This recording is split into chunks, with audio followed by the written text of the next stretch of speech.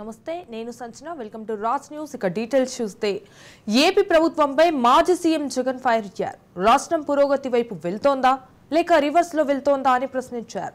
ప్రతి ఒక్కరూ ఆలోచన చేయాల్సిన అవసరం ఉందన్నారు. రాష్ట్రంలో హత్యలు అత్యాచారాలు జరుగుతున్నాయని అయితే బాధితులపైనే పోలీసులు కేసులు పెడుతున్నారని మండిపడ్డారు. అయినా అధికారులు ప్రేక్షపాత్ర పోషిస్తున్నారని తెలిపారు. బడ్జెట్ ప్రవేశపెట్టలేని ఆధ్యాన పరిస్థితుల్లో ఈ ప్రభుత్వం ఉందన్నారు. పూర్తి బడ్జెట్ పెట్టే ధైర్యం చంద్రబాబుకు లేదన్నారు.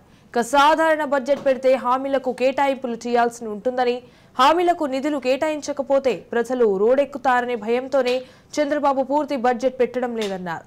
రాష్ట్రానికి 14 లక్షల కోట్లు అప్పు ఉన్నట్లు ప్రచారం చేశారని లేదని, ఉన్నట్లుగా గోబెల్స్ ప్రచారం చేస్తున్నారని తెలిపారు. అప్పులను బడ్జెట్లో చూపించలేకే పడారని పాటలు పడుతున్నారని తెలిపారు. ఆయన ప్రమాణ స్వీకారం చేసే టయానికల్లా రాష్ట్రంలో కనీసం 7-8 వేల కోట్ల రూపాయల డబ్బులున్నాయి. జూన్ 12వ తారీఖు సరిగ్గా 2 రోజులకు ముందు కేంద్రం నుంచి వచ్చిన డెవల్యూషన్స్ కూడా 5,655 కోట్ల రూపాయలు కూడా అప్పటికే ఆయనకు వచ్చుంటాయి. మొత్తంగా 7-8 వేల కోట్ల రూపాయలు అప్పటికే ఆయనకు అందుబాటులో ఉన్న పరిస్థితులు.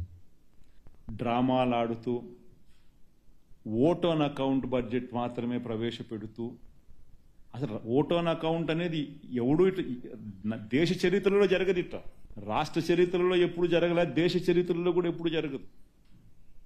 ఎన్నికలలో తానిచ్చిన మాటను ఎక్కడ ప్రజలకు తెలిసిపోతుందో, అబద్ధాలు అనేది ఎక్కడ బయటపడుతుందో, ప్రజలు ఎక్కడ రోడ్డు మీదకి వచ్చి గొడవ చేస్తారో, ఆ పథకాలకు సంబంధించిన కేటాయింపులు కనపడకపోతే అనే భయంతో అప్పులు ఎక్కువ ఉన్నాయి, రాష్ట్రం అతలాకుతలము అని చెప్పి తాను చెప్పాలనుకుని అబద్ధాలు చెప్పాలనుకునే దానికి ఊతం కల్పించుకునే దానికోసం ఓట్ ఆన్ అకౌంట్ బడ్జెట్ను 7 నెలల పాటు నడిపిస్తా ఉన్నాడు. దీంతో పాటు రెగ్యులర్గా బడ్జెట్ ప్రవేశపెడితే వాల్యూమ్ 5, వాల్యూమ్ 6 కూడా రాయాలి. ఆ వాల్యూమ్ 5, వాల్యూమ్ 6లో ఇంతకుముందు నేను చూపించిన స్లైడే మళ్ళీ వాళ్ళు పెట్టాలా. అప్పుడు అప్పులు ఇంతే ఉన్నాయి, మీరు ఇంత చెప్పినారు అనేది అవాస్తవం అని తెలియపోతుంది అని కూడా చంద్రబాబు నాయుడు తాస్కారం చేస్తూ వచ్చాడు. చంద్రబాబు నాయుడు గారు చేస్తా ఉన్న వైట్ పేపర్ కాదు, అది తప్పుడు పేపర్లు. ఆ తప్పుడు పేపర్లకు మేము ఫ్యాక్ట్ పేపర్లను మేము ఈరోజు మీ అందరికీ కూడా ఇవ్వడం జరుగుతుంది.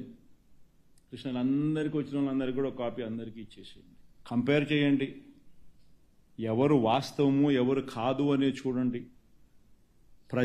ప్రజల దృష్టికి వాస్తవాలు తీసుకొని పోయే ప్రయత్నం చేయండి.